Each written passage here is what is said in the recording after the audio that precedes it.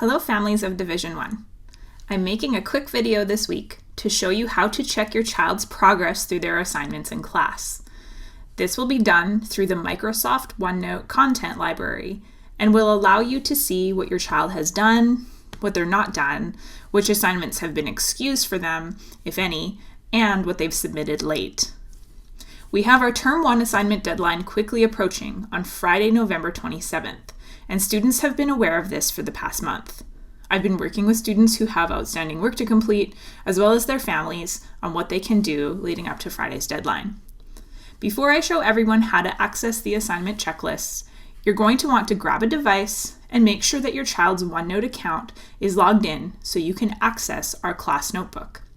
It's best to have the OneNote app when accessing from home because it's more reliable than the internet browser and using OneNote on that. Students all use the OneNote app in class, so they should be able to log in and show you how to get to our class notebook. Pause this video while you get that part sorted, and I'll switch over to OneNote myself. Now that you're signed into OneNote, I want to explain what OneNote is, and I want you to think of it as a binder with different sections in it. There are 3 major sections that your student has access to. One is the collaboration space, inside of which there will be pages that all students can edit. One is the content library. That's pages that are read-only, which means the teacher can post things that students and parents alike can look at, but they can't edit. Likewise, they can take assignments copies. So if I post an assignment in there and in their own section that they can edit, they've messed something up, they can go and copy something from the assignment page in the content library in case they've lost that work. And then, of course, they're going to have their own area that they can edit for their own assignments, and that's going to be I call it their name folder. Now, the gray box on the left-hand side that you're seeing right now is all the student names, which I've covered up for privacy reasons, but when you're signed in, you should be able to see your own child's name on the left-hand side. Now, this view is on a computer, so in a moment, I'll also post a screenshot from a tablet so you can see how different this menu looks there. So I would like you to navigate now to the content library of our class notebook, and you can open this menu by collapsing the arrow open.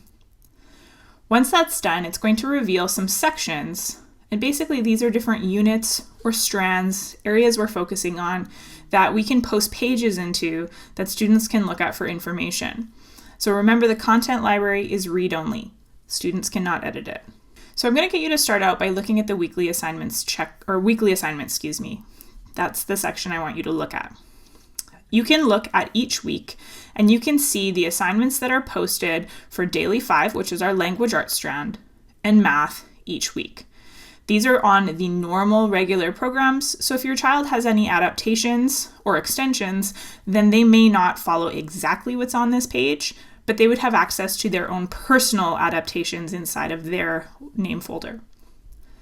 If you go back through the weeks, you can see the different assignments from each week, and so you can go all the way back, all the way to September, when we didn't really have that many assignments because we were just getting started. So what you'll find is that it builds gradually over these weeks.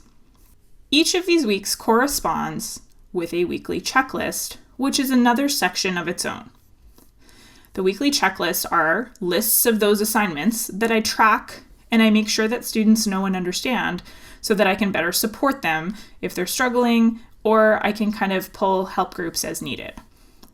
If you go to the most recent week, of course, there's more students not done things in the most recent weeks. And if you go all the way back to September, more students are done there.